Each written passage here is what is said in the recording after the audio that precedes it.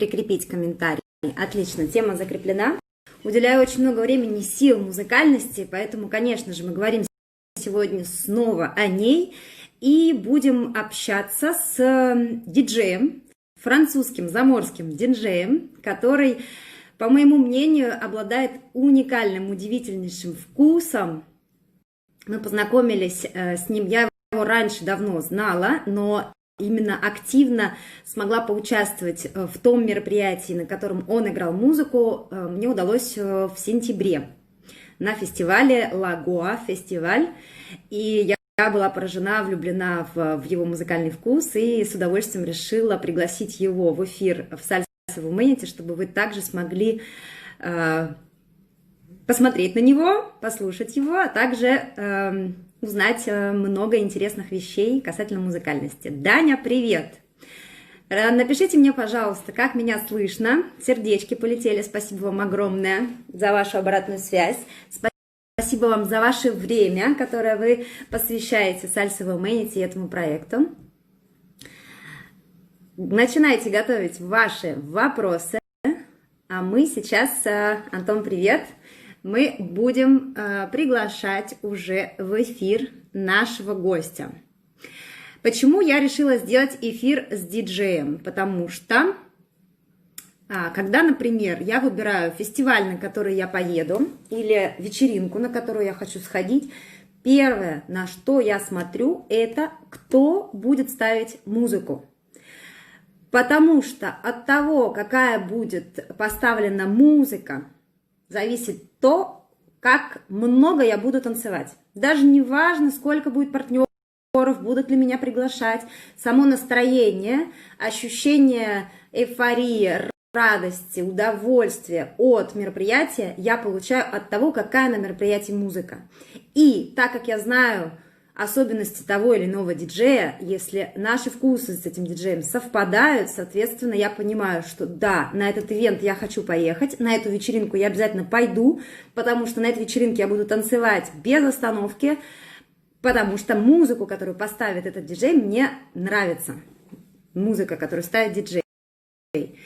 И частенько задавая вопросы ребятам в России, да и во Франции тоже, на самом деле, понимаю, что не все вообще уделяют внимание тому, каким должен быть диджей на мероприятии. И организаторы тоже скорее больше внимания уделяют тем, каких артистов пригласить, чтобы они дали классы, но вечеринки остаются таким элементом дополнительным, вроде как не настолько важным для того, чтобы уделять ему какое-то более глубокое, особое внимание. И я считаю, что это неверно. Я считаю, что роль диджея, она незаменима, она очень важна, потому что именно диджей является проводником между артистом, между кубинской группой, между музыкальным артистом и между танцором. Диджей – это тот, кто вам ставит музыку, тот, кто вам рассказывает то, какая музыка популярна, какую музыку следует слушать, как вообще формировать свой музыкальный вкус. И это очень-очень важно. Так, ребятки, отлично, присоединились. Здравствуйте. Смотрю ваши комментарии. И сейчас пригласим мы в эфир Джима. Джим присоединился. Салют, Джим. Ку-ку. Наш эфир пройдет на французском языке, но я буду обязательно переводить. Приглашаю Джима в эфир.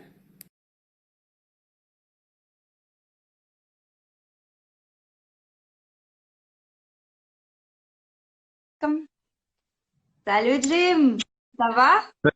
Ça va, tu me vois bien? Oui, je vois bien. Ребят, как нас слышно и как нас видно, расскажите. J'aime beaucoup ton bandeau cubain qui est derrière. Ah ben c'était obligatoire pour l'occasion. Oui. Ребят, посмотрите, Джим даже повесил кубинский флаг для того, чтобы наше мероприятие прошло еще более кубануто. Давайте сердечки ваши, давайте поприветствуем Джима в эфире, чтобы ему понравилась аудитория. Regarde, tout le monde est super content de te voir. Merci à tous. Tout Merci le d'être monde va là. bien. Spasiba. Спасибо. Bon, on va commencer. J'ai dit déjà que c'est super important de faire attention. Quel type, quel style, quel DJ peut être invité dans les soirées cubaines, dans les événements. Et voilà, j'ai expliqué un peu que c'est le DJ, c'est comme une agente entre les groupes cubains et les élèves. Du coup, ton rôle est super important. Bien sûr que le rôle des DJ est très très important dans le milieu, mais c'est pareil pour tous les milieux de toute façon. Parce que le DJ fait le lien entre les artistes, les musiciens et les danseurs, justement. C'est Mm. lui qui passe la musique, c'est une sorte de relais. C'est une relais, c'est un transmetteur qui va diffuser la musique des artistes, des musiciens, pour aussi les faire connaître, pas uniquement les groupes connus d'ailleurs, aussi pour faire connaître tous les musiciens à un moment donné qui font de la musique et de la Mm. bonne musique. Вот.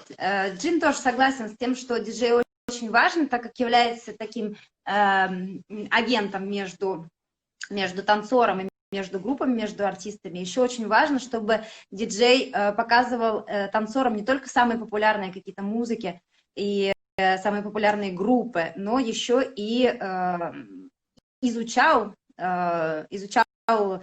музыкальную культуру и знакомил танцоров с другими артистами, возможно, новыми, возможно, не очень известными, в общем, развивал. Давайте спросим у Джима вообще, как он начал, почему ему вообще запала кубинская сальса и почему он является диджеем кубинской сальсы. Bon, ma question à toi, tu peux te présenter un petit peu, de raconter ton histoire, comment tu as commencé et Ben, pourquoi tu aimes la musique cubaine. donc j'ai commencé, moi je suis rentré dans le milieu de la salsa au début des années 2000. Je pense que de toute ma vie, depuis mon enfance, j'ai voulu être DJ. Et en rentrant dans le milieu de la cubaine, je me suis intéressé d'abord à la danse, puis évidemment à la musique, parce que avant de danser, évidemment, ça a du sens si on écoute la musique, parce que la musique, elle est faite pour danser aussi, pas juste pour être écoutée, particulièrement la salsa, enfin c'est ce que je pense. Donc je me suis passionné pour cette musique et c'est comme ça que j'ai commencé, voilà, au début des années 2000 et en 2007, j'ai décidé de faire ma première soirée en tant qu'organisateur et en tant que DJ aussi parce que j'avais envie de partager aussi ma vision et ma sensibilité musicale avec les gens parce qu'il y avait des DJ mais j'étais pas toujours d'accord avec eux. Voilà. Ну, J'espère que j'ai ребят, pas été... но c'est très bien. Ребят, в 2000 году Джим начал вообще интересоваться музыкой, то есть уже 20 лет, я не буду спрашивать, сколько ему лет, уже 20 лет он интересуется кубинской музыкой. По сути, он всегда интересовался музыкой, всегда любил танцевать. И как только познакомился с кубинской сальсой, реально осознал, что это та музыка, которая создана не только для того, чтобы ее слушать, а еще и чтобы танцевать. И, в принципе, по сути, всю свою жизнь он был вот в этой... интересовался именно музыкальностью, интересовался музыкой и движением. Соответственно, выбор быть диджеем был достаточно логичным в связи с его желаниями, с его интересами. И в 2007 году он уже организовал сам самостоятельно свой первый фестиваль, свой первый ивент, на котором, собственно, сполна проявил свои качества и свою любовь к музыке. Jim, j'ai eu une question ici. C'est quoi ton origine? Est-ce que tu as des origines cubaines ou tu es français ou tu viens d'où? Alors, comme j'aime le dire, parce qu'on m'a souvent posé la question, non, je suis pas cubain, mais pour moi, je suis cubain de cœur. D'accord? Après, je suis d'origine antillaise. Je suis originaire de la Guadeloupe, donc des Antilles françaises, mais bon, voilà. Voilà. Ребят, был вопрос задан, откуда вообще Джим, да, какие у него корни, есть ли у него кубинские корни. Ну и логично, что корней кубинских нет, но в сердце он кубинец. Но на самом деле он родился в Гваделупе, произошел из Гваделупы, то есть Антильские острова, а вы знаете, что Гваделупа, Мартиника — это острова, где очень много музыки. То есть там народ реально танцующий, музыкальный, и они этим прям живут. И я думаю, что с этим связана тоже и любовь Джима к музыке, в том числе и в кубинской. Je sais que Guadeloupe, Martinique, les Antilles, vous avez la culture dansante très très développée. Il y a Oui. pas mal des autres musiques, des autres styles de danse, et vous dansez super bien. Oui, ben, la musique, elle fait partie intégrante de la vie, ça fait partie de la culture aussi. Il y a pas de vie sans musique, de toute façon. Ouais, c'est ça. То есть вот, ребят, да, музыка тоже в Гваделупе очень-очень важна. Qu'est-ce que tu penses de... Ребят, задам вопрос. Вы тоже можете готовить ваши вопросы, пожалуйста, да, чтобы только я в одиночку тут не была таким следователем Джима. Сейчас прочитаю. Мартиника сальса фестиваль проходит крупный, читала где-то, смотрела видео. Да, сейчас спросим тоже про сальса фестиваль. C'était la question, est-ce qu'il y a le festival de salsa à Martinique ou à Guadeloupe? Est-ce que vous avez Oui, des festivals? il y a un festival, il y a un festival de salsa en Martinique et en Guadeloupe aussi. Hmm. Donc, c'est, les gens aiment aussi la musique cubaine là-bas. Bien sûr. Bien sûr, depuis très longtemps, les gens, moi, pendant très longtemps, entre guillemets, la salsa, le son, ça a été la musique de nos parents, de nos grands-parents. Là-bas aux Antilles, on en écoutait beaucoup déjà. Hmm. Вот Джим говорит, что и в Мартинике, и в Гваделупе его родители, его деды, да, более взрослое поколение, они выращены на кубинской музыке, на соне. То есть они с малых лет очень любят Кубу. Но опять же, близость к Кубе тоже говорит о своем. Следующий вопрос, который я хотела бы задать Джиму, это по поводу того, вообще, как он выбирает ту музыку, которую он ставит, какие его любимые исполнители. Вам интересно? Давайте зададим такой вопрос. Bon, ma question est par rapport à la musique cubaine, comment tu choisis quel groupe à mettre dans la soirée? Quelle bande tu aimes? Quel groupe tu aimes plus ou moins? Mais des groupes, j'en aime tellement, les plus connus évidemment et des moins connus. Euh, En fait, quand je fais une soirée, l'idée c'est qu'on connaît, mais aussi des groupes que les gens connaissent moins, des artistes que les gens connaissent moins. Pour moi, l'idée c'est de mélanger un peu les deux. À la fois les nouveautés des groupes que tout le monde connaît, des nouveautés des groupes que personne ne connaît, ou peu de gens connaissent, ou que les experts entre guillemets. Et puis, euh, et puis un peu de tout, un peu de tout, en fait. Et comment tu sais si les gens connaissent la musique ou non? Parce que par exemple, pour toi, ben, pour moi, par exemple, Elite Rêvé, c'est un groupe qui est super connu, mais parfois je passe la musique et personne me dit que c'est Elite Rêvé. Ouais, alors après, c'est une question. Alors ça, après, évidemment, ça dépend des endroits où on va. Il y a des endroits où on sait que c'est un peu plus élitiste, un peu plus expert. On sait que les gens, tu vois, par exemple, au Festival de Vic, on sait que tout le monde connaît Los Banban, Le Rêvé, Pupi, Los Que Son Son, etc. Tous ces groupes-là, évidemment, tous les gens ou la plupart des gens qui sont là les connaissent. Donc après, l'idée pour ce public-là, ça va être justement de leur faire écouter des morceaux qu'ils connaissent moins ou des groupes qu'ils connaissent moins, tout en mettant évidemment les classiques ou les standards parce que c'est là où les gens vont pouvoir s'identifier et dire ah je connais ce morceau, j'adore, je connais ce groupe. C'est là ils vont s'ambiancer, se faire plaisir et chanter, et crier, et voilà. Вуаля, ребят, в общем, я спросила, каким образом вообще, какую музыку он любит, какие группы он любит, какие группы он ставит на вечеринках. Ну и первый ответ был, что все зависит, естественно, от места, где он ставит музыку, потому что есть фестивали, как, например, Вик Фюзензак, я, наверное, не раз упоминала в своем профиле об этом фестивале. Это маленький городок во Франции, и фестиваль называется Темпо Латино. И Темпо Латино — это 4 дня просто фиесты, локуры, где все-все-все бары по очереди миксуют разную кубинскую музыку, диджеи меняются, и народ, который приезжает на фестиваль, они все танцуют кубинскую сальсу.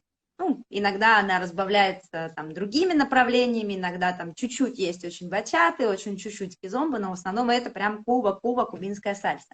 Так вот, на таких фестивалях, где реально приезжает народ, разбирающийся в музыке, конечно же, не возникает вопроса, какие песни ставить, то есть это или Туреве, и Пупи, Лос Кесонсон, и Лос Банбан, то есть те банды, которые народ реально знает.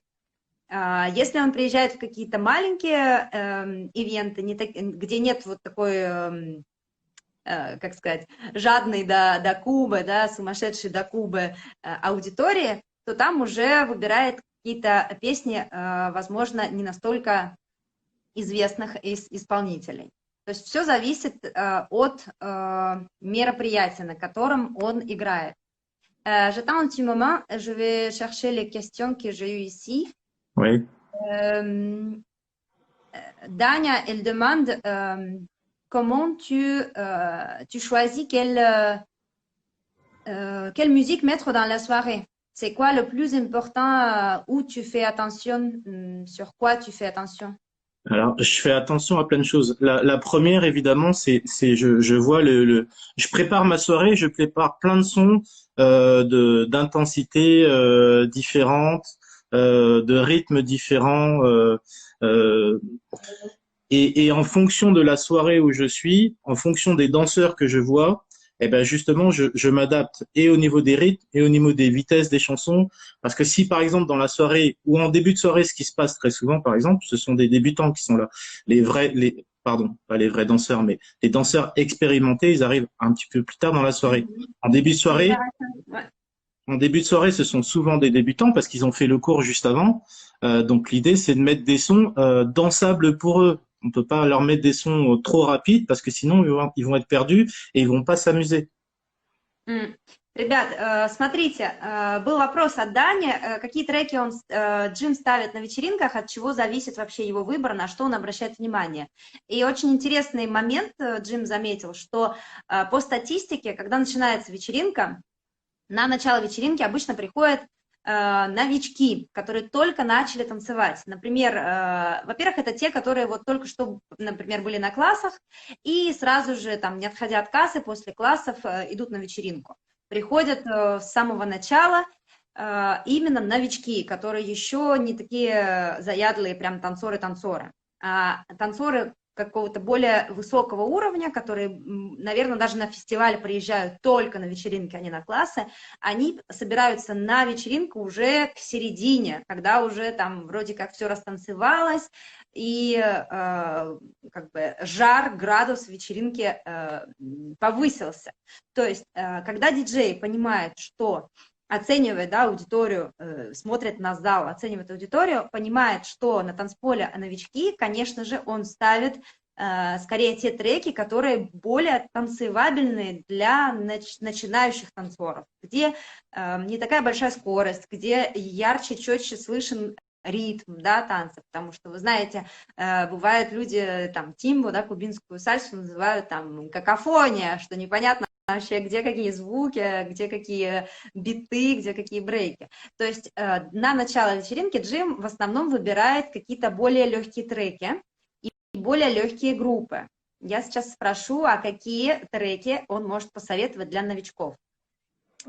La question pour toi, c'est super vraiment que tu regardes l'ambiance, tu regardes le niveau des danseurs. Et en indépendance de niveau, tu peux mettre la musique un peu plus d'ensemble, plus facile pour eux. Et est-ce que tu peux conseiller quelques chansons pour les débutants? Oh là là, Havana City de Los Van Van. Havana City, Los Van Van. Je vais le marquer dans les commentaires, comme ça. Si tu veux, dans les commentaires, je mettrai les chansons si tu veux. Les chansons comme ça.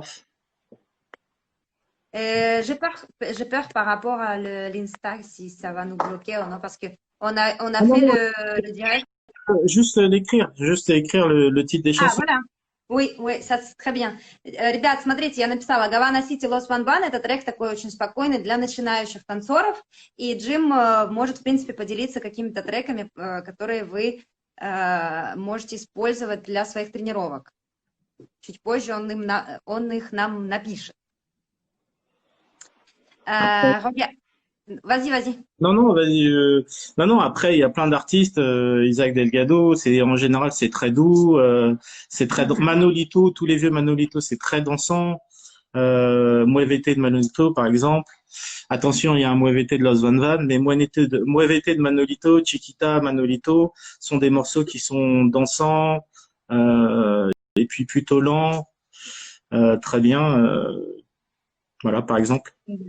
Вот смотрите, ребят, Манолито, Симоне, Исаак Дельгадо – это те группы, которые в основном характеризуются такой более спокойной, размеренной музыкой, очень легкой для того, чтобы начать вечер этой музыкой.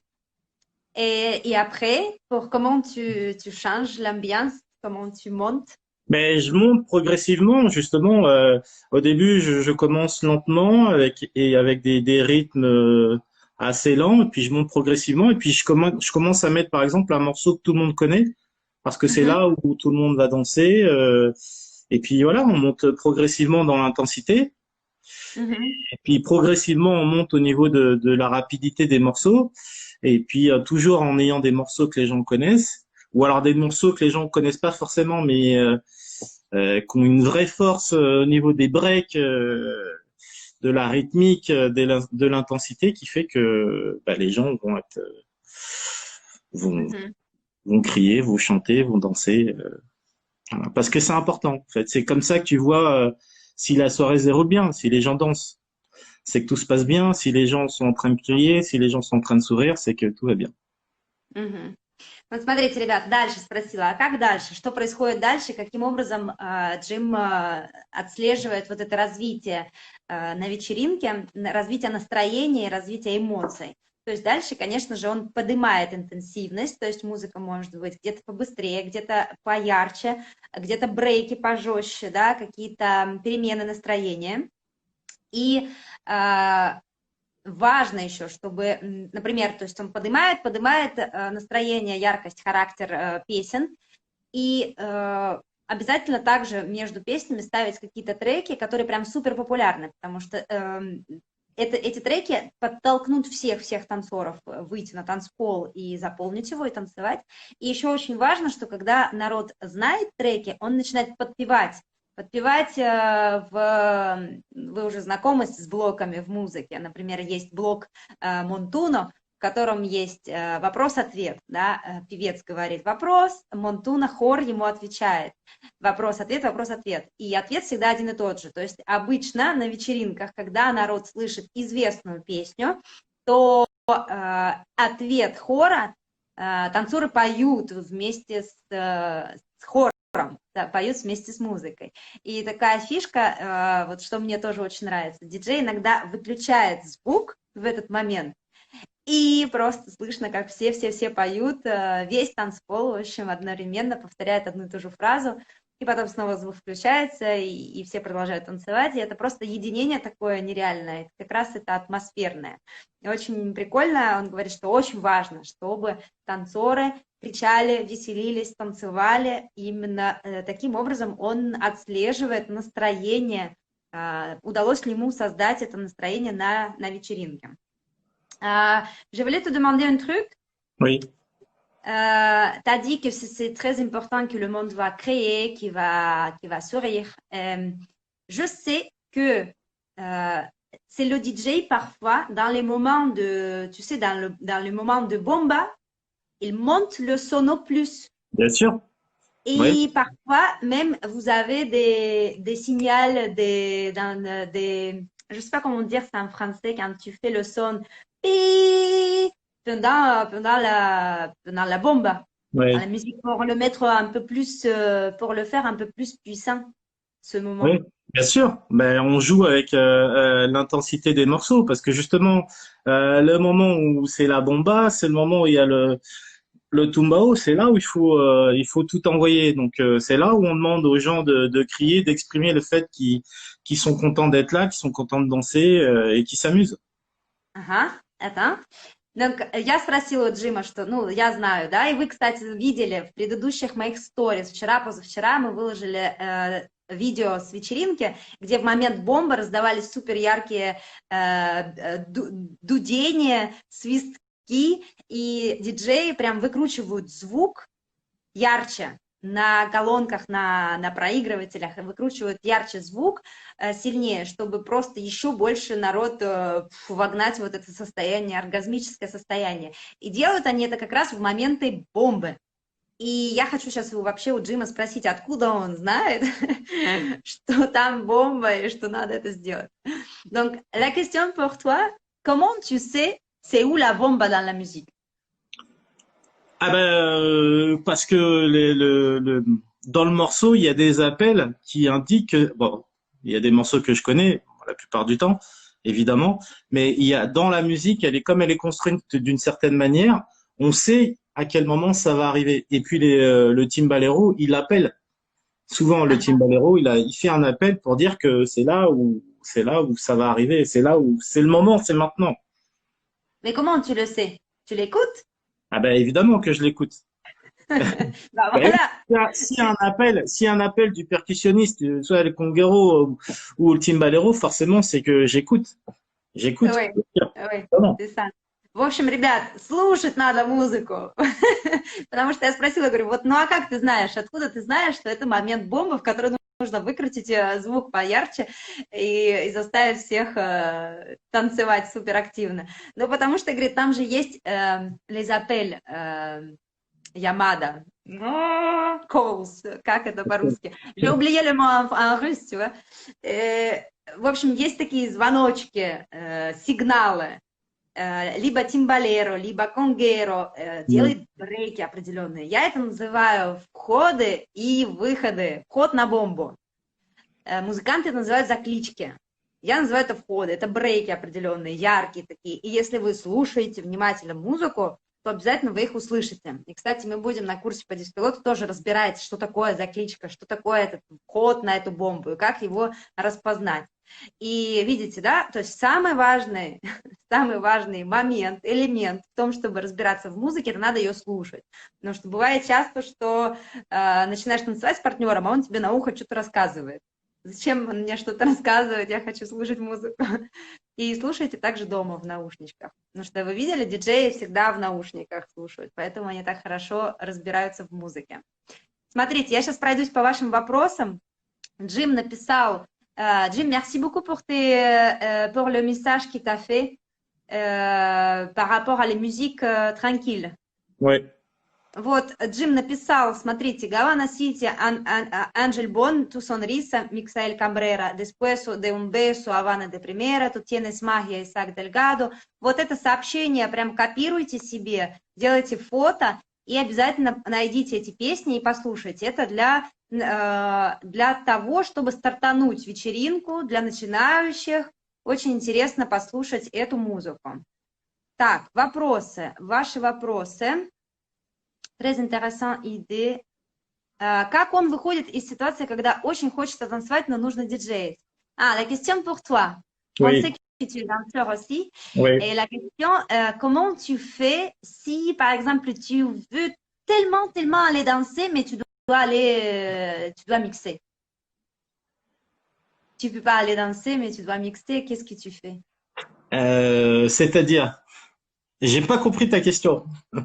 Daня, Jim не понял. Je pense que la question, c'est comment tu te gâches, peut-être comment tu t'arrêtes quand tu mets la musique est super bon, tu veux aller danser, mais tu es obligé de rester derrière Et là, je danse tout seul derrière mes platines. Si je peux pas aller danser, ah oui. Mais de toute façon, le DJ, il participe aussi à la soirée. Et moi, tous les morceaux, je vais dire, enfin, toute la musique que je passe en soirée cubaine, évidemment, ce sont des morceaux que j'aime, puisque l'idée, c'est de faire découvrir des morceaux, c'est d'ambiancer les gens, faire en sorte que les gens dansent. Donc, le premier danseur, c'est moi. Même si l'idée, c'est de faire danser les autres, je le premier danseur, c'est moi, donc je vais danser derrière mes platines. Voilà, tout Oui. simplement. Et tu te rappelles, je t'ai filmé pas mal de fois et je partageais quand on a dansé à Lagoa, que tu étais tout le temps avec le despelote. Ben oui, parce que moi j'étais content d'être là, donc et puis l'idée c'est aussi de partager ma passion, ma joie, mon plaisir d'être là et puis si j'arrive à ambiancer une personne parce que je vais danser, je vais bouger, puis il y a des gens que ça va donner à qui ça va donner aussi envie de danser, donc voilà, puis on partage, on communique avec les Да. danseurs. C'est ça. Дань, ну что, во-первых, вообще не понял сначала, Джим, твой вопрос, потому что как бы, ну, я же пришел вообще создавать настроение, то есть в первую очередь, в любом случае я танцую у себя за плотинами, за своим столиком самостоятельно и ловлю кайф от этого. И на самом деле, в первую очередь, да, то есть Джим говорит, всю ту музыку, которую он ставит, это та музыка, которую он любит. И, конечно же, она его вся заряжает, и, безусловно, он не теряется, танцует сам с собой. Но, кстати, очень часто я с Джимом танцевала не один раз за вечеринку. Диджеи просто ставят трек, выходят рядышком возле своего столика, да, возле своего места, где они диджеют, выходят и потанцуют, но просто они не заканчивают до конца танец, они как бы чуть-чуть раньше его заканчивают и бегут назад за свой столик, чтобы поставить следующий трек. Поэтому на самом деле, диджеи, не теряйтесь, если вы танцуете, вы можете это делать на вечеринках очень спокойно. Следующий вопрос. Когда можно ставить сон? Как лучше на него переходить? Часто ли он его ставит? Как вообще к сону относятся танцоры во Франции? Bon, la prochaine question, qu'est-ce que tu penses, c'est quand le meilleur moment pour mettre son cubain?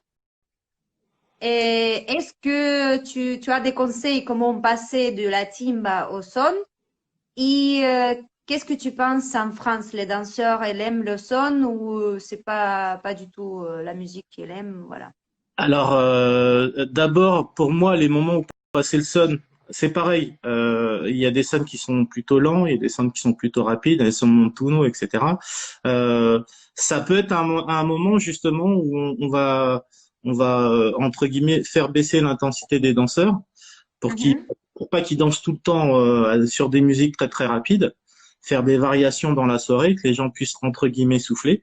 Donc là, on peut mettre des sons plutôt lents et ouais, plutôt lents ou moyennement lents. Après, il y a des sons qui sont très très rapides aussi, et puis qu'on pourra mettre pendant là au moment où la musique est le plus forte aussi, bien sûr. Donc, est-ce que pour toi, c'est passer au son, c'est comme mettre la bachata? Il y a des moments où ça pourrait. Ouais. Et attention, le son, c'est pas la bachata, c'est simplement. Oui, oui, je sais, mais moi, je vais pas jamais mettre la bachata dans la soirée, c'est pas mon truc. Alors, c'est simplement pour baisser l'intensité de la soirée. Pour que les gens, entre guillemets, se reposent. Et puis, c'est un moment, c'est pareil, là, pour moi, le son, par exemple, c'est la musique con sentimiento. Tu vois? Donc, c'est les moments où ça va être un peu plus cool. Simplement un peu plus cool. Voilà. Parce que et puis la salsa, c'est pas que la timba, c'est pas que être tout le temps comme ça. Parce que sinon les gens sont fatigués au bout d'une heure. Alors que l'idée c'est que les gens ils dansent jusqu'à 4 heures, 5 heures du matin. Si la soirée a commencé à 22 heures, il faut forcément des variations d'intensité. La musique, elle est ça aussi. С интенсивностью музыки, потому что основная задача диджея, если вечеринка начинается в 10 и там, до 4 до 5 утра, то важно, чтобы танцоры оставались от начала до конца танцевали. То есть задача диджея не загнать их как лошади в первый час.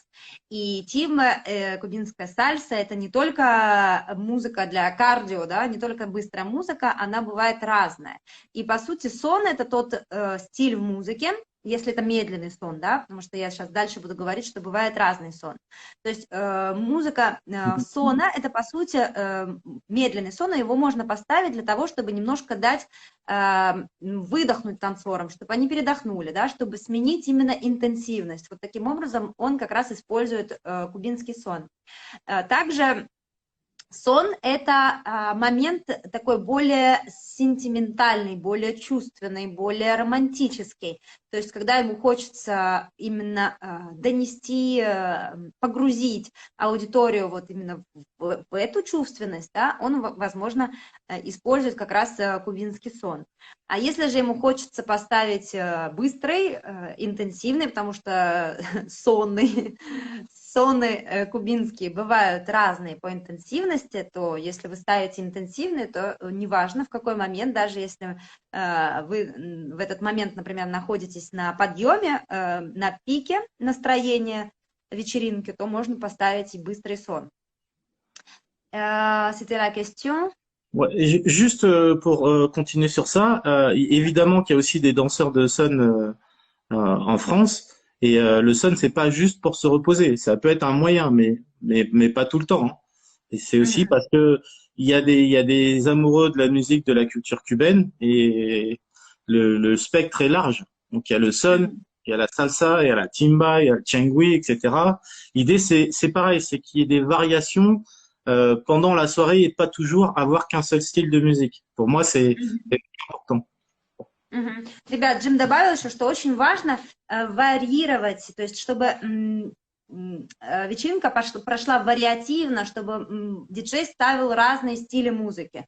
То есть, потому что сон, например, тоже это может быть сон, это может быть чангви, это может быть, я от себя уже добавлю ча-ча-ча, c'est de moi, de ma part, j'ajoute. Cha-cha, Voilà, la rumba, pareil. Ah oui, oui, cha-cha, voilà. rumba. Même reggaeton, tu vois, ça. Ouais, ouais. Donc, важно, чтобы стили на вечеринке были разные. И кубинская музыка, она богата, она разнообразна, в ней очень много разных направлений, которые следует также добавлять на вечеринку, чтобы постоянно настроение было разным. Les questions, je vais passer aussi, je vais lire c'est quoi les questions. Il y a Hachi qui a posé une question. Oui. Qui? DJ Hachi. Oui, DJ Hachi. Il a posé une question, je l'ai perdu, attends. C'est plutôt сон pour le reposer. Алина спросила, что сон больше, чтобы отдохнуть, c'est plutôt сон pour se reposer. Да. Si on danse la bachata chez nous, beaucoup même. Mais si on danse la bachata chez nous... В каком самом необычном месте он диджейл? Может ли сам организовал такие вечеринки? La question de DJ Hachi, c'était quoi l'endroit le plus bizarre où tu as mis la musique? Ou le plus intéressant? Le plus que tu te rappelles le plus? Le plus intéressant, j'ai eu la chance de mixer à Vic faisant ça. Donc là, à ce moment-là, je sais que j'ai un vrai public de connaisseurs. Et à ce moment-là, je peux tout mettre sans aucun problème parce que je sais que les gens vont danser, vont aimer, je vais pouvoir les ambiancer très facilement. Le pire, je sais pas. Je sais pas. Un endroit où les gens sont plutôt danseurs de bachata ou kizomba. Et puis moi, j'arrive, je suis DJ salsa, c'est bon. Voilà. Comme la dernière soirée où il y a le mec qui a demandé tout le temps la bachata. Exactement. On a l'habitude d'avoir un DJ, par exemple, qui va faire 3 bachata, 3 kizomba, 3 salsa, oui. etc. Ouais. Et moi, j'arrive et puis moi, je fais en fonction et je me dis, bon, je compte pas, je fais au feeling. Et puis, il y a des gens qui vont dire, ah ben non, il n'y a pas assez de ci, il y a trop de ça, etc. Bon, voilà, tout simplement. Donc, ouais, le pire, je pense que ça aurait pu être ça, mais non, moi, à chaque fois que j'ai été derrière les platines, j'ai pris du plaisir parce que pour moi, c'est avant tout un plaisir de passer la musique. Donc, voilà. Pas de mauvaise expérience par rapport à ça. Дань, в общем, самое крутое место, где он миксовал диджейл, это был Вик. На самом деле, я его прекрасно понимаю, потому что это Вик, Пюзензак, Темпо Латино, это то место, в котором реально ты приезжаешь и встречаешься просто с такими куванутыми танцорами, которые знают все брейки, все музыки, все слова, то есть ты с ними в таком единении находишься, и там реально диджею круто, потому что он понимает, что он встретит огромный фидбэк огромный фидбэк от публики. То есть Вик это был прям самый крутой, наверное, экспириенс, который был у Джима. А таких странных он вспомнить не может, но, наверное, самый странный чисто вот, ну, логически для него, это когда он оказывается на вечеринках, где, знаете, вот я в России сейчас не уверена, популярно это или нет, во Франции стало популярно делать вечеринки СБК. СБК это сальса, бачата, кизомба. И обычно диджеи ставят 3-3-3. 3 сальсы, 3 бачаты, 3 кизомбы. Причем 3 сальсы обычно миксуются тоже с сальса-линейкой, сальса-куба. Вот просто, ну, ненавижу такие вечеринки, терпеть их не могу. Вот, потому что, сейчас, кстати, спрошу мнение Джима на этот счет, мне интересно, скажу сразу свое. Нет возможности построить амбиенте, нет возможности построить, погрузить народ вообще в музыку, в танец, в настроение, потому что 3-3-3 это ты постоянно меняешь настроение, плюс если ты не танцуешь все танцы, то получается ты начинаешь холодеть, немножко охлаждаться, и как бы стоишь и ждешь. Представьте, 6 треков, если я, например, танцую только сальсу, и 6 треков я жду, чтобы протанцевать еще как бы чуть-чуть. Ну, то есть я на такие вечеринки стараюсь, ну, то есть если я хожу, то только по нужде, вынуждена там, я не знаю, учеников своих увидеть, или я приехала на фестиваль, в котором такие вечеринки тоже бывают, да, то есть я вынуждена прийти и появиться на таких мероприятиях, но вообще, как бы по своему желанию, внутреннему ощущению, я на такие не хожу мероприятия. Je voulais te demander par rapport à les soirées SBK 3-3-3, 3 Oui. kizomba, 3 salsa, 3 bachata. Est-ce que c'est quoi les choses, on va dire, négatives par rapport à cette structure de la soirée? C'est très simple. Alors moi, j'en organise pas, mais on m'appelle en tant que DJ pour des soirées SBK aussi, et évidemment, on s'adapte. Donc, s'il faut faire 3-3-3, on fait 3-3-3. Simplement, c'est plus compliqué, justement, pour créer une programmation cohérente dans la soirée.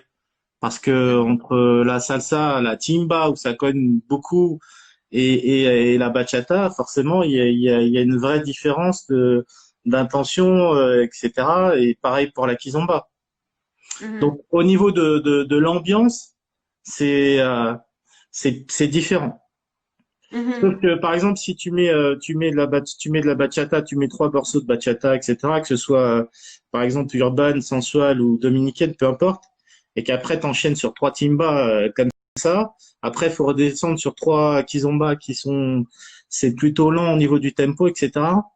Donc, ça fait et que ça, et on peut pas avoir une vraie cohérence de programmation. Mais ça se fait, c'est comme ça. Les soirées SBK, c'est comme ça. Ну вот, Джим, по сути, такого же мнения, что очень тяжело вообще создать атмосферу, и не очень хорошо, в принципе, для народа такие яркие разницы в интенсивности в музыке, да, в характере, потому что сальса более динамичная, бачата, наоборот, ты спускаешься вниз, потом опять сальса, потом опять кизомба, то есть слишком широкий диапазон вот этот настроение, который рвет, так сказать, атмосферу в музыке. Вот. Bon, Alina demande la musique que tu préfères, alors je pense que vous avez eu une conversation avant. J'ai pas Oui, suivi. j'ai répondu. Évidemment, moi, c'est la timba. C'est la timba parce que ce style de musique me parle profondément. Mais après, évidemment, j'aime la salsa parce que, encore une fois, la musique cubaine, c'est pas uniquement la timba. Donc, j'aime la musique cubaine et tous les styles de musique. Et pas que. Ну, в общем, спросила я у Джима все-таки, какую музыку он больше всего любит. Это все-таки, ну, чаще всего тимба, но не только. Je ne sais pas si ça sera intéressant aussi. Peut-être je vais demander les gens s'ils sont intéressés. L'expérience que tu as fait, tu as passé un petit peu de compas ou peut-être un petit peu de zouk. Ouais. Je vais parler que parfois, dans les soirées cubaines en France, en place de bachata ou la kiss pour un peu jouer avec l'intensité, vous passez Ouais. zouk. On peut Ça, passer c'est du la blues. musique, les Antilles, la Oui, bien musique des sûr, Antilles. c'est de la musique des Caraïbes, bien sûr. Mhm. C'est pareil, ce sont des moments où ça va être plus cool, ça va être des moments qui vont favoriser aussi les rapprochements, parce qu'en timba, il peut pas y avoir de rapprochement, hein. En timba, il faut envoyer. En compas, oui, ça va être des moments plus chaleureux, sensuels, plus cool, voilà, tout simplement. Мгм. Мгм. Ребят, тоже спросила мнение Джима, то есть я заметила такую особенность на кубинских, французских вечеринках, что когда прям пишут, заявляется о том, что фиеста кубана, то есть, ну, понятно, что на вечеринке будет чаще, будет играть только кубинская сальса, но на самом деле вот эти вот моменты пауз, французские диджеи иногда разбавляют музыкой с Карибских островов, то есть музыку ставят зук, ставят компа, то есть это такая музыка, которая как раз они используют ее для вот что ли такой создания вот этой небольшой паузы, передышки, да, смены небольшое настроение. И, честно говоря, заходит хороший звук, потому что песни тоже сложные, ритмически сложные, мелодические. Ну и плюс они это делают, конечно же, потому что вообще во Франции очень большой процент населения с Карибских островов, с Гваделупы, с Мартиники, с Реуньон, тоже такой есть остров. В Франции много людей, у которых корни оттуда, и поэтому такая музыка заходит. Просто я думаю, что например, российские диджеи, да, могут использовать, вот как мы уже касались, сон, ча-ча-ча, может быть, какую-то более спокойный стиль сальсы, спокойный стиль тимбо для того, чтобы вот поиграть с настроением. И как сказал Антон, что сальса воспринимается неопытными диджеями как нечто, подо что надо гнать, а хочется насладиться хорошей музыкой. Я абсолютно согласна, потому что по мне так тимба это не то, где надо гнать. Я не танцую ту тимбу, где нужно, вот, ну, где кардио, да. Плюс, опять же, девчонкам рассказываю, что тимба это та музыка, где на каблуках можно нормально, реально танцевать. Почему-то у всех было раньше впечатление, что только кроссы и только кардио, зумба. На самом деле ни в коем случае, да, тимба не об этом, а тимба реально крутая тем, что есть в ней треки спокойные, размеренные, удобные для танцевания. Les gens disent que... Ah, aussi, les gens disent que c'est boléro aussi, c'est très bien aussi pour mettre comme une petite... bon, pour reposer. Mais je ne sais pas si les gens vont pouvoir danser boléro parce que c'est pas trop connu. Non, le boléro c'est moins connu. Le boléro, les gens vont pas danser. Le boléro, on va plus l'écouter que le danser. Donc, comme Mhm, enfin, en France, non. Si tu mets un boléro, les gens vont pas danser. C'est pas vrai. mhm, mhm. Après, Ok, je vais, ouais, je vais traduire ça. ça va être génial. C'est des musiques que tu vas faire, tu vas mettre justement pour que pendant que les gens partent, mais pas pendant que les gens dansent, non. Mm. En tout cas Euh, en France. En tout cas en ouais. France.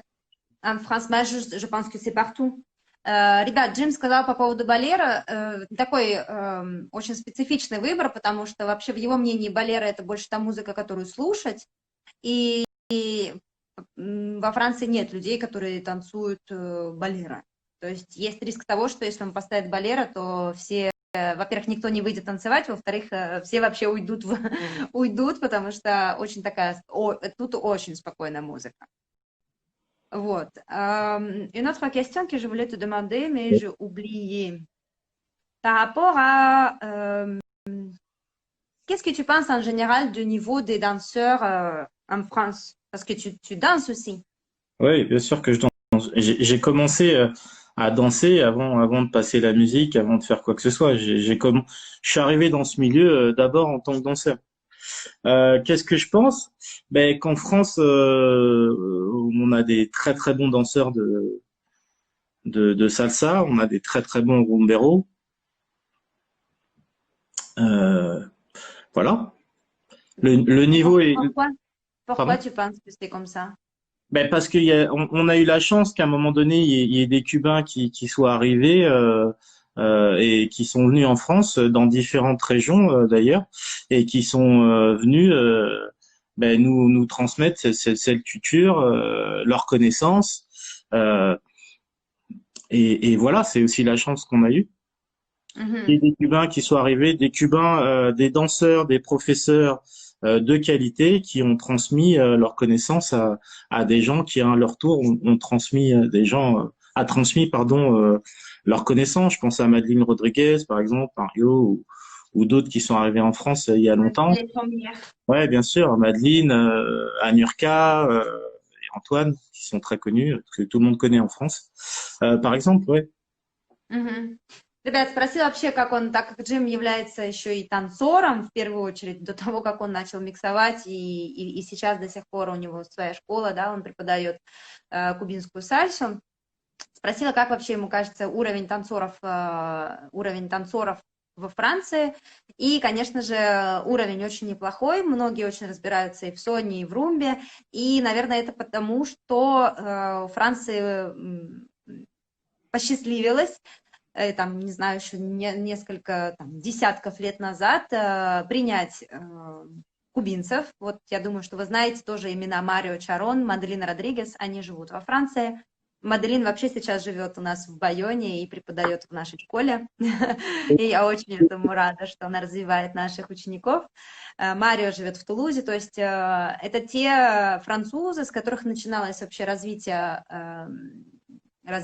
кубинского направления во Франции, и впоследствии все больше и больше во Францию. Также, например, есть много музыкантов, которые живут во Франции. Соответственно, вот таким образом все происходит это развитие. Et la musicalité, qu'est-ce que tu penses par rapport à la musicalité? Parce que moi, c'est ça aussi important, pas juste danser bien, mais aussi profiter de la musique. Mais après, il y a plusieurs. La musicalité, c'est juste fondamental. Pour moi, la musicalité, c'est la capacité à écouter la musique, à écouter les variations de la musique et à l'interpréter ensuite. Mhm. C'est ce que la musique va nous inspirer, qui va faire qu'on va danser de telle ou telle manière. Par exemple, on va pas danser le son de la même manière que sur une timba, hein, que sur une timba. C'est pas possible normalement. Parce que justement, l'intention est différente.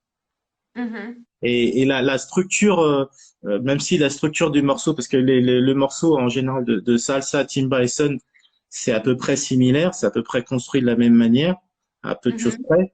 Euh, ben justement, en fonction des variations de la musique, on va faire telle ou telle chose. Mhm. Par exemple, dans une timba moderne, il peut y avoir une partie de son, une partie de cha-cha. Ben, du coup, ça va faire qu'on va danser différemment. Mhm. Voilà. Attends, j'ai une autre question aussi qui est Oui, arrivée oui. après. Je vais traduire. Ребят, спросила еще вот, ну хорошо, уровень танцоров, он хороший, да, есть преподаватели. А что же с музыкальным уровнем, да, как вообще народ интерпретирует музыку? И в этом как бы есть еще тоже куда расти, куда стремиться, но на самом деле интерпретация музыки, это вот от чего, как она получается вообще, как достичь хорошей музыкальности. Это нужно, конечно же, наслушивать музыку, много слушать музыки, и также стараться уловить разный стиль, разный характер треков, потому что, например, сальса и сон отличаются по своему стилю, и вы не будете танцевать сон так же, как танцуете сальсу, да, внимание, ребят, это очень важно. Потому что бывает иногда люди говорят, ну и что, я потанцую сальсу в стиле сона или сон в стиле сальсы, какая разница? На самом деле есть разница. И уловить вот эту именно музыкальную разницу в характере вы сможете, если вы будете слушать сначала очень много сона, потом очень много сальсы, потом чередовать сон, сальса, улавливать разницу, и таким образом вы сможете понять, в чем вообще разница вот именно по характеру. И также то есть тут важно понимать, что когда вы выходите на танцпол, то, соответственно, варьируете вот это настроение. И как бы сальса и сон, опять же, по структуре, если мы смотрим, потому что Джим начал говорить про структуру музыкальную. Структура сальсы и сона, она похожа, она практически одинаковая, а вот, например, структура тимба, и причем он назвал слово «современная тимба», и я сейчас задам ему вопрос, а что такое современная тимба? Структура современной тимбы, она ярче и ну, как бы шире, чем структура сона и структура сальсы. Структура тимбы, например, она может начинаться с сона или с чангуи, или с румбы, а потом переходить в сальсу, а потом заканчиваться вообще реггетоном. Да? То есть, ну, внутри именно тимбы есть разные стили, разные характеры. То есть, когда вы разбираетесь в музыке, то можно уловить этот разный характер и протанцевать его. Ma question, comme tu as parlé, tu as dit timba moderna. Et- C'est quoi la différence entre timba moderna et timba qui n'est pas moderne? Non, mais non, mais parce que tout simplement, la musique, elle évolue et les influences musicales sont différentes au fil des années. Pour moi, la timba, ça a commencé au début des années 80. C'est là où ouais, milieu des années 80, c'est là où la différence, elle s'est marquée avec les autres salsa comme les Fania All Star, etc. Et puis après, ça a évolué dans les influences musicales, tout simplement. Si t'écoutes un morceau des années 90, ça va pas avoir la même sonorité ou même enfin je dis ouais 80. Si t'écoutes les débuts des morceaux de Los Van Van, ça va pas du tout avoir la même sonorité que maintenant. Pour- ouais, c'est le groupe qui est là depuis plus longtemps. Tu t'écoutes les morceaux des 80, c'est pas la même chose que maintenant, non. Et d'ailleurs, Bamboleo, pareil aussi. Bamboleo comment? a changé. Bamboleo, ils Exactement. ont changé Ouais, énormément. bien sûr, bien sûr. Вот, ребят, да, то есть музыка эволюционирует, то есть та тимба, которая появилась в 80-е годы, та же музыка Лос Банбан, музыка Бамболео 80-х, 90-х, она сильно отличается от того, что существует сегодня. И, то есть, да, обязательно музыка эволюционирует, и я, как танцор, не как диджей и музыкант, вам скажу, что танец тоже в том числе. А почему танец изменяется? Потому что музыка поменялась, да, что раньше яйцо или курица, я все-таки считаю, что раньше идет музыка. Музыка меняется, и за ней изменяется танец. Imagine-toi, on t'a invité en Russie pour mixer. Oui, Tu arrives à la soirée, oui. tu mets la musique le plus connue. Quelle musique le plus connue tu vas mettre le plus connu? Première tir. Je sais pas, un Los Van Van ou un Habana de Primera. Et quelle chanson? Habana de Primera, ben, je sais pas, Después de un beso, Después de un beso, Gavana de ouais, Primera. par exemple. Et par Euh, exemple, tu ou mets la musique. Passaporte, ou Habana de Ouais. Primera, Passaporte, excuse-moi, ouais, Passaporte. Passaporte. Bon, ok, le Ouais. passaporte, elle connaît. Mais par exemple, si je vais mettre la musique, ok, tu mets la musique, tu imagines les situations, et tu vois que pendant le moment le plus puissant, pendant les moments de bombe, personne qui crie, personne qui connaît la musique. Tu attends que les gens vont se exploiter, mais rien ne passe. Eh Comment tu vas ben, gérer? ben, ben, je prends le micro. Pardon. Ben, je prends le micro et ben, j'essaie d'aider les gens, de leur dire, et là, il va se passer quelque chose. Là, il se passe quelque chose. Voilà. Sur le premier morceau que je passe, Oui, ok, bon, tu es en milieu de la soirée. oui, ben, non, mais si, ah ben, au milieu de la soirée, c'est plus facile d'anticiper parce que on peut voir les réactions des gens, justement, sur certains morceaux. Et puis, ben, c'est aussi à nous, à un moment donné, aussi pour participer à l'ambiance parce que le DJ, il n'est pas là juste pour passer la musique et rien faire. Pour moi, il fait partie de la soirée, donc c'est normal, il fait partie de l'ambiance aussi. Uh-huh. Donc, oui, ben, je prends le micro et je dis aux gens que c'est maintenant, despelote, iba la mano, et voilà. Et voilà, ok, Oui. c'est très bien. Ну что, ребят, я просто спросила, вопрос был от Ксюши о том, вот вы представь себе, Джим, да, ты приехал в Россию, ты ставишь суперпопулярный трек от суперпопулярной группы, и в момент там бомбы ты ожидаешь, что народ завопит, закричит и безудержно начнет биться в диспилоты, но ничего не происходит. И народ как будто ничего не случилось, и никто не поет, никто не подпевает и не поддерживает. Что ты будешь делать в этот момент? Ну и Джим сказал, что он вообще-то возьмет микрофон в руки и начнет спрашивать: ребят, вы чего? Ребята, давайте руки вверх, диспилотим и так далее. Потому что на самом деле диджей, он стопроцентный участник вечеринки, так же, как и танцоры. Поэтому и важно тоже в том числе поддерживать тех, кто на вечеринке, и рассказывать им, что нужно делать в те моменты, когда там нужно диспилотить, или когда нужно отрываться, или, в общем, то есть он обязательно будет... Voilà. Bon, juste, j'ai demandé cette question parce que ça passe en Russie, parce que c'est dommage que je vois que les danseurs, ils connaissent pas les musiciens, ils connaissent pas les artistes.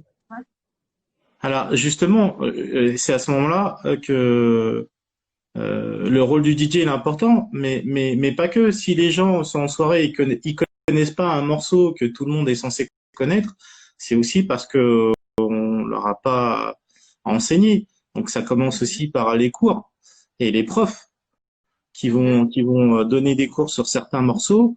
C'est aussi à un moment donné leur rôle de faire connaître la musique et faire connaître les musiciens, les groupes. Et dire à un moment donné, ouais, écoutez, ce morceau, il est génial, on va danser dessus, etc. Et pour que les gens ensuite puissent danser en soirée dessus. C'est ça. C'est un cercle. Вот, ребят, это очень такой хороший и, по сути, замкнутый круг, что на самом деле, если ты приходишь на вечеринку, ставишь музыку, а танцоры не понимают, что это за трек и что это за песня, популярна она или нет, не узнают ее, на самом деле причина не только в, так сказать, проблема не только в танцорах, а скорее тут нужно начинать с преподавателей, потому что танцоры ходят на классы в школы, и преподаватель, ему вообще она интересна, что ее нужно слушать, что ее нужно ставить, что ее нужно узнавать.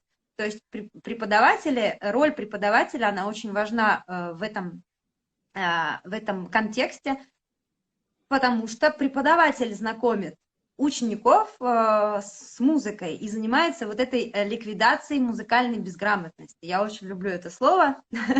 Ликвидация музыкальной безграмотности. Важно не просто знать 100-500 фигур, важно реально осознавать, под какую музыку вы танцуете, характер песни, стиль песни, да, бенд, да, банда, группа музыкальная, под которую вы танцуете. Это очень важно. Поэтому часто очень в Salsa Humanity у нас есть опросы, а что за песня, а кто играет эту песню, что за группа. И меня, кстати, очень расстраивают ваши ответы, потому что еще ни разу не получилось так, что большинство выбрало правильный ответ. И я надеюсь, что вот эти небольшие мини-тесты, которые мы проводим в Salsa Humanity, по крайней мере, вас толкают немножечко на то, чтобы, когда вы услышали эту песню, вы пошли в YouTube, вы пошли в Контакт, послушали, что за песня, какая группа ее поет, в общем, начинали потихоньку сами тоже интересоваться, потому что тоже очень люблю эту фразу: лошадь можно подвести к водоему, но заставить пить воду из него мы не можем. То есть Salsa Humanity может вам дать инструменты для того, чтобы вы развивались, но развиваться вы должны сами хотеть и стремиться, понимаете? Вот. Bon, je repasse les questions, s'il y a des questions. Juste un truc. J'ai dit évidemment que c'était le rôle des profs aussi au début, avant la soirée, mais pendant la soirée, c'est surtout le rôle du DJ.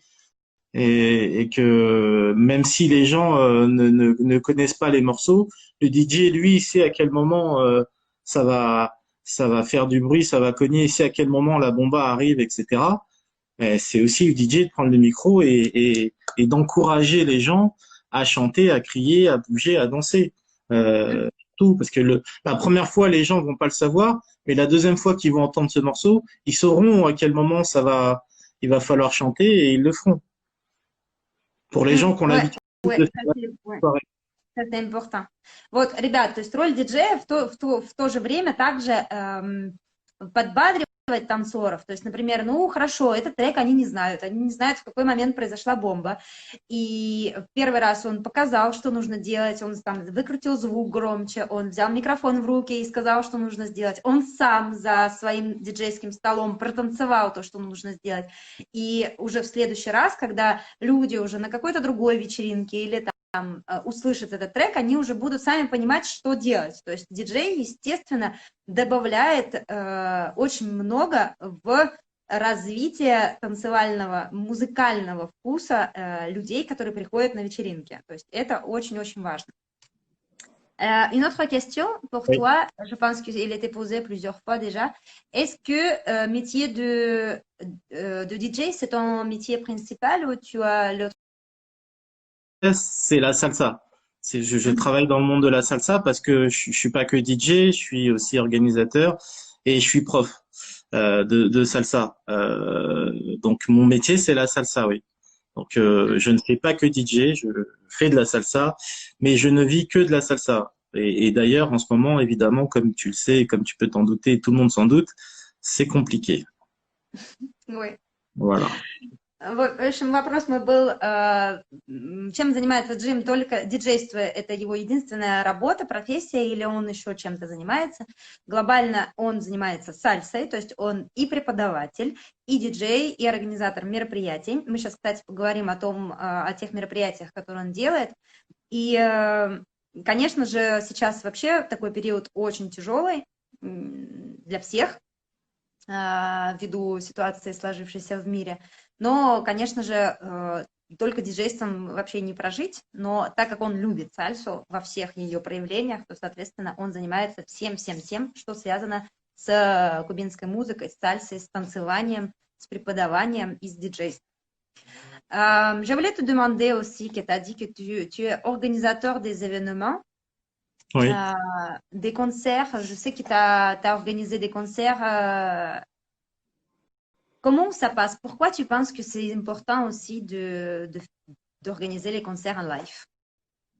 Ben, pour que les musiciens puissent vivre, ça c'est une chose, c'est la première des choses. Et puis sans musiciens, il n'y a pas il y a pas de musique. Et puis avoir écouté de la musique sur un CD, sur un ordinateur et en live, ça a absolument rien à voir. Ça, et aller écouter un groupe en concert, ça prend tout son sens. Parce que les musiciens, ils font de la musique pour que les gens dansent, pour que les gens s'ambiancent, et c'est quand les gens sont devant eux qu'ils se rendent compte de ce qu'est leur musique. Et puis c'est là où particulièrement, j'allais dire oui, particulièrement en timba, c'est là où les musiciens et le public vont communier et vont partager cette énergie, et c'est juste génial. Et écouter un CD, écouter le même morceau dans un concert, c'est pas du tout la même chose. Parce qu'en plus, dans un concert, la moitié du morceau, c'est de l'improvisation. C'est aussi par rapport à ce que le musicien va avoir en face de lui.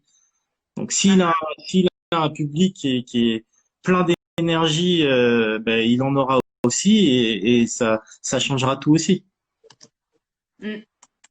Attends, je note aussi les questions que je voudrais poser après, parce que c'était intéressant aussi. Ребят, Джим является организатором мероприятий, а также живых концертов в Париже. И я спросила, почему важно вообще организовывать концерты. Ну, первое, вообще, в принципе, нужно помогать артистам, естественно. И это помогает артистам выживать и быть более популярными и известными. А второе, конечно же, ничего не заменит живого звука. Потому что живой звук – это по-настоящему что помогает максимально погрузиться в музыку, понять ее, быть на одной волне с артистами, с музыкантами, быть вот в коннекте, в связи с ними. И это нереальные ощущения, когда ты, особенно кубинскую сальсу, да, слушаешь, видишь этих музыкантов, видишь, как они между собой коммуницируют на сцене. И еще очень круто, что в живых концертах очень много импровизаций, то есть той, которой нет на записанных дисках. То есть у вас есть, например, пластинка CD или там записанный трек, вы его знаете, да, то есть тоже классно, что когда, например, давайте возьмем того же Гавану де Примера, Пассапорте, вы знаете эту музыку наизусть, вы приходите на концерт Александра Абрео, он выносит новые какие-то моменты в свое преподнесение этой музыки на живом концерте. Это очень отличается вот CD-запись, да, от лайв-концерта, от живого концерта. Нереальное ощущение. И на самом деле у меня два вопроса сразу к Джиму, которые у меня возникли в процессе его ответа на мой предыдущий вопрос. Что должны делать танцоры на живом концерте? Сразу скажу мое мнение. На живом концерте танцоры не танцуют в парах. На живом концерте танцоры максимально погружены в коммуникацию с музыкантами. И что я замечаю часто на тех живых концертах, на которых я бывала в России, просто весь зал танцует в парах, музыканты сами по себе на сцене что-то там поют, и никакого нет взаимодействия между ними. И вот это очень неправильно. Но это мое мнение, я сейчас спрошу Джима его мнение. Ma question à toi, qu'est-ce que tu penses pendant les concerts en live? Oui. Les danseurs, est-ce qu'ils dansent en couple? Est-ce qu'ils dansent ou qu'est-ce qu'ils font? Mais ça, c'est pareil, c'est l'éternel débat. Je pense que ça dépend du moment du concert. Il y a des moments où les gens peuvent être en train de danser et il y a des moments où les gens peuvent ou doivent être en train d'écouter ce que le chanteur est en train de chanter. Euh, Ils sont les moments pour danser et les moments pour ne pas danser. ben, ben, les moments où le chanteur il est en improvisation, où il est en train de parler au public, tout simplement, il est en train de communiquer avec le public, et puis ça se fait. Tu peux danser en ligne, tout seul, ou ouais, en ligne avec les gens, tu peux danser en couple, et puis il y a des moments où tout simplement t'écoutes le concert. Ouais, T'arrêtes tous les danses en couple et t'écoutes. ouais, je pense. Je pense que tu t'es censé faire les trois même, Ouais, normalement. ouais. Normalement, pour moi, un concert, c'est ça. Tu peux très bien être en train de danser avec quelqu'un, mais il y a forcément des moments où tu vas être en ligne parce que tu vas être dans le partage avec tout le monde. Ah, ça va partir dans tous les sens. Et puis il y a des moments où tu vas simplement écouter et communiquer avec le chanteur Ouais. et le groupe. Les groupes, ouais. Вот, Джин на самом деле не так категоричен, как я. Он сказал, что есть моменты, когда можно танцевать в паре, но есть обязательно моменты, когда нужно просто прекратить танцевание и обратить свои взоры, свое внимание на музыкантов, на сцену, на певца, потому что в живых концертах есть определенные моменты, когда певец коммуницирует с публикой. То есть он начинает с ней общаться, просить ее подпевать, там, вообще это называется муэла, эта часть. И, в общем, собственно, во время этой части как раз максимальное внимание должно быть направлено на сцену и на танцоров, на музыкантов и танцоры. В общем, как раз в этот момент происходит взаимосвязь, взаимодействие с ними. Вот Ксюша пишет, также очень круто качать вместе с музыкантами. Вот, ну, это мое мнение. Ксюша его разделяет. Я не танцую на живых концертах в паре. Я танцую сама. Мы очень часто на живых концертах костяк, такой середина, начинает двигаться в том же направлении, что и музыканты. Если вы будете внимательно смотреть на живые концерты, в части темы, например, да, в начале песни, музыканты все танцуют в ритме сон. И вы можете с ними качаться в этом же ритме, тутум, таки-тики, тутум, таки-тики, вы качаетесь вместе с ними. В части монтуна они начинают по-другому качаться, потом они просят манус пая, манус пака, манус пая, манус пака, и они с вами взаимодействуют, они с вами играют. То есть, конечно, когда музыкант будет вам кричать, поверните руки вправо, поверните руки влево, а вы в это время на него не смотрите и вообще танцуете со своим партнером, ну, как бы вообще отсутствует просто диалог, диалог ваш с музыкантами. Вот. Это с точки зрения живых концертов. И обязательно на них ходите, это мы вам сказали, потому что там треки. Я прям на классах своих часто их ставлю, и я знаю, что Джим любит такие треки ставить на своих вечеринках. Я это услышала сама на своем опыте. Живые треки. Знаете, вот берете запись живого концерта, какую-нибудь песню, и ее ставите на вечеринке. Ощущения нереальные. Просто кайф нереальный. T'as compris ce que je dis ou tu parles, tu lis les... Ah oui, oui, oui. Très mignon quand tu écoutes la langue russe. C'est gentil. Смотри, écoute, ma question aussi par rapport à la musique live, qu'est-ce que tu penses par rapport à mettre la musique live pendant les soirées, les morceaux qui sont faits en live? Ça dépend des morceaux. Moi, je peux le faire. Je le fais d'ailleurs. Et c'est pareil, ça fait partie des morceaux qui peuvent te permettre d'ambiancer et de faire chanter et crier les gens. Mais je pense que tu peux pas le faire avec tous les lives, mais il y a des lives où c'est possible parce que ce sont des lives dansants et oui, c'est possible avec certains lives, oui. Mais pas tous. Parce qu'il y a des lives qui peuvent être trop longs, etc. Ou alors il faut couper, mais il y a des parties dans le morceau qui peuvent être évidemment très intéressantes. Bien sûr que oui. Атмосфера, по-другому слышится музыка, по-другому слышны какие-то брейки, но не каждый лайв песня подходит для вечеринок, потому что обычно лайв, они сильно длиннее, то есть если и так кубинская музыка, тимба, песни, они там больше 5 минут некоторые длятся, то лайфы вообще бывают по 10 минут, ну и представьте, как это утомительно 10 минут танцевать еще и с одним партнером, не поменяться ни с кем, в общем. Так что хорошая практика. Вы как диджей можете ее использовать, как преподаватели в том числе. Вот у меня, например, по классам по диспилоты, да, по классам по бомбе, я часто беру лайфы, потому что там бомбы, их больше, и они ярче слышны. То есть для учеников это прикольная практика для того, чтобы разглядеть, прочувствовать вот эту разницу в настроении между монтуной и между бомбой. Ну и для диджеев тоже прикольно иметь этот инструмент в своем арсенале, но важно выбирать вообще, какие лайфы вы ставите. Bon, voilà, je pense que j'ai tout. Est-ce que tu peux, peut-être, tu peux parler de tes événements?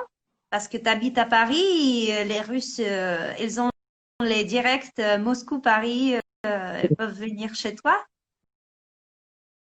J'espère qu'au mois d'avril, on pourra faire une édition spéciale du BNB Festival. On en reparle. Ребят, BNB фестиваль – это фестиваль, который Джим организует в Париже, под Парижем. И он сейчас расскажет нам про этот фестиваль. Он планирует сделать Special Edition в апреле. Но опять же, держим пальцы крестом, что все получится. И вот у вас есть шанс, на самом деле, приехать в Париж на его фестиваль. Vas-y, raconte, c'est quoi comme festival? Eh ben, c'est un festival sur 2 jours avec des concerts et puis des profs qui viennent d'un peu partout. D'ailleurs, on en reparlera après. Bon, voilà, donc un concert où là, en l'occurrence, il est censé y avoir un concert le vendredi, un concert le samedi. 2 concerts, tu veux? Ouais, 2 concerts parce que moi, j'ai oublié de vous dire, c'est que j'adore le live. Et pour moi, la vraie vie, c'est le live. Donc, Voilà. à chaque fois que c'est possible pour moi, j'organise un concert, ouais, quand je peux. Parce que c'est pas simple d'organiser un concert non plus. Ребят, вот смотрите, немножечко сделаем рекламы. И я, на самом деле, буду очень рада, если у кого-то из вас получится приехать в Париж в апреле. В общем, Джим организует фестиваль, BNB фестиваль. И в апреле Special Edition, на котором он будет длиться 3 дня. пятницу, субботу, воскресенье. Он хочет сделать 2 живых концерта, потому что он обожает живые концерты, это его фишка, он считает, что это очень важно делать живые концерты во время фестивалей. То есть, соответственно, будет 2 дня классов с артистами, с преподавателями и 2 живых концерта. Пятница вечер и суббота вечер. Ну и, конечно же, est-ce que tu vas mixer ou non? Ou tu vas inviter les autres DJ? Je vais faire les deux, mais surtout inviter d'autres DJ. Ouais. Ну, в Je vais- общем, Джим тоже будет миксовать, но он также пригласит еще других диджеев, поэтому у вас будет возможность посмотреть на всех, и на артистов, и на кубинские группы, и на диджеев в том числе. Parce que ce qu'on a Et peut-être tu peux nous dire aussi un petit peu sur cette histoire de mixer mano à mano. ben, Et- mano à mano, c'est génial pour tout le monde. Euh, D'abord pour le public, parce que c'est 2 styles de DJ différents dans la même soirée. C'est la possibilité d'avoir encore plus d'ambiance. Et justement, le fait qu'il y ait ces 2 DJ qui soient là, c'est un peu, entre guillemets, une compétition amicale. Et puis, c'est Mhm. l'occasion aussi de se faire découvrir ou réécouter des sons qu'on avait oubliés ou qu'on ne connaît pas. Et c'est génial. Et ça crée une énergie, c'est pareil. Ça crée une énergie. Les 2 DJ qui sont là au top et qui ont envie de faire danser les gens, forcément, les gens sont gagnants. Donc c'est mieux. Pour moi, c'est mieux d'en avoir 2 qu'un seul. Voilà. Ребят, я задала вопрос такой, очень во Франции популярная история, когда 2 диджея миксуют одновременно. Я вот, честно говоря, не помню такого, не видела ни разу, ни на одной из вечеринок, на которой я присутствовала в России. Во Франции это очень популярная история, это называется mano a mano, типа рука об руку. То есть 2 диджея одновременно присутствуют на вечеринке и ставят треки по очереди. То есть происходит определенная своего рода дружеская такая конкуренция, дружеское соревнование между ними. Во-первых, прикольно, что интересно, как вообще оба диджея будут поддерживать настроение зала, настроение танцоров. Также это интересно, так как, например, у одного он представляет, и таким образом один трек ставит, другой трек ставит, возможно, один из диджеев забыл о существовании какого-то трека, естественно, он также расширяет свой музыкальный запас. Также происходит такая интересная история с точки зрения взаимодействия с аудиторией, потому что аудитория тоже, вот, например, я когда иду на вечеринку, я знаю имя диджея, я знаю его стиль, я понимаю, какую музыку он будет миксовать. И если он, например, рука об руку с другим диджеем, которого я тоже знаю, мне просто очень интересно, каким образом получится вечеринка, как эти 2 диджея будут взаимодействовать друг с другом. То есть у одного один плейлист, другой плейлист. Очень интересно, как они их миксуют. Вот Даня написала по 30 минут, это на самом деле немножко не то. 30 и 30 минут это все-таки последовательное диджейство, а здесь одновременное диджейство происходит. То есть чередование идет в один и тот же момент. Да, Алин, не делят вечер, а прям по очереди ставят, одновременно играют. Таким образом, прям очень, очень интересная происходит атмосфера, складывается на вечеринке. Et je voulais demander aussi un truc, mais je pense aussi que j'ai loupé par rapport à les DJ, je demandais.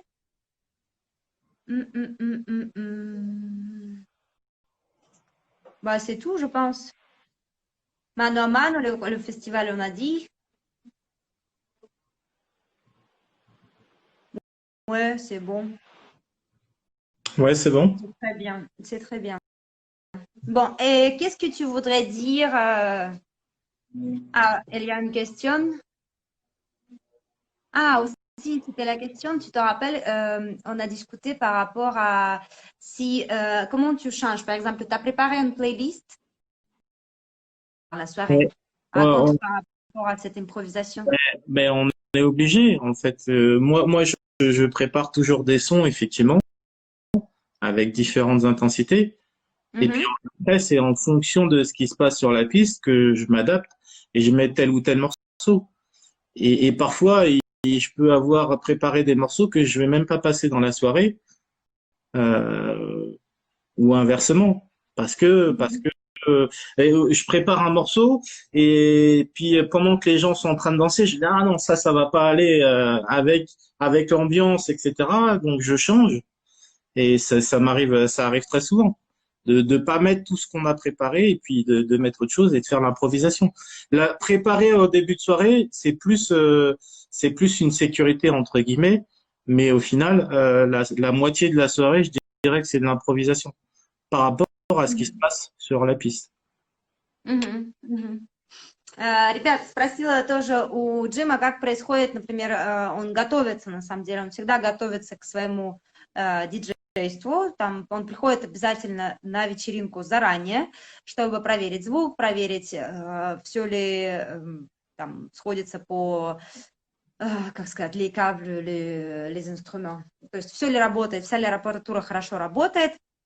И, конечно же, у него есть какой-то подготовленный плейлист, который он думает оставить, но в любом случае нужно быть готовым к определенной импровизации, потому что ты никогда не знаешь, какой народ придет на вечеринку, как с ним, как его поднимать, да, вот эту атмосферу. Возможно, какое-то то, как он приготовился, не до конца будет отвечать вкусу аудитории, которая придет на вечер. Соответственно, всегда нужно быть готовым к тому, чтобы импровизировать. То есть у вас должен быть один плейлист, так сказать, А, и запасной вариант плейлист Б и так далее. Вот, так что вот такие дела.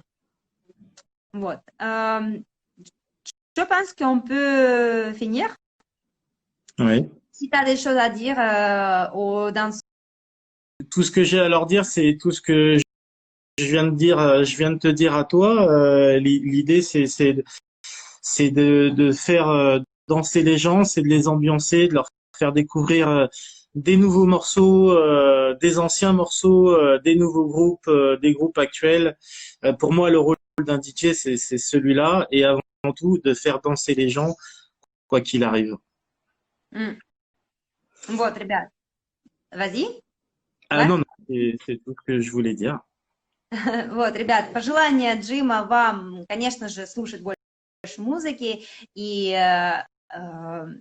всегда, когда появляется возможность, стараться слушать не только самую супер популярную музыку, но и развиваться еще, слушать другие треки, другие группы, которые, возможно, начинающие, возможно, еще не вышли на какой-то супер популярный уровень, то есть стараться варьировать варьироваться в своих.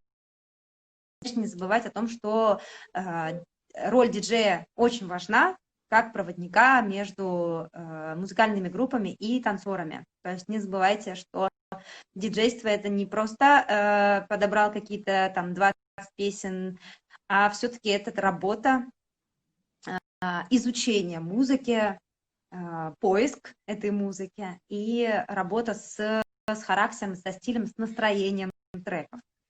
Вот такие дела. Bon, on voudrait te remercier. Avec plaisir. Давайте, ребят, очень много сердечек пошлем Джиму за его участие. Regarde, bravo, t'as réussi, belle idée. Merci, Супер. merci. Спасибо вам за ваши сердечки, за ваше участие. Les gens disent merci beaucoup pour le direct. Il a trouvé très intéressant. Il y a pas mal de choses qu'elle peut utiliser maintenant dans sa vie. Il y a pas mal de conseils à Che DJ. Il a dit qu'il y a beaucoup de conseils super utiles, super intéressants de toi. Merci beaucoup. Et voilà, beaucoup de cœurs, de corazón cubanos para ti. Ben, merci beaucoup. Donc, si les gens veulent discuter avec moi, alors je parle pas russe, évidemment, je parle anglais ou un peu espagnol. Si les gens veulent discuter avec moi hein, sur l'Instagram ou sur Facebook, avec plaisir, il n'y a aucun souci. Les DJ ou pas d'ailleurs, il n'y a aucun problème. Et je viens en Russie quand vous voulez. Il faut m'inviter. Джим приедет в Россию, только пригласите его он обязательно приедет с большим в Инстаграм или в Фейсбук. Обязательно приезжайте на фестиваль в апреле. Можете планировать уже эти даты для себя, этот период. И можете писать ему либо на английском, либо на испанском. Он тоже сможет как-то разобраться с вашими вопросами. Bon, je te souhaite une belle soirée. Merci, merci. D'ailleurs, je dois aller mixer là maintenant. Ah, voilà. Ouais. C'est dommage que je ne suis pas là-bas pour danser parce que, bon. Et Bon. ben, merci à tous et puis à bientôt. Caterina, on se parle bientôt. Ouais. Bisous à Alain.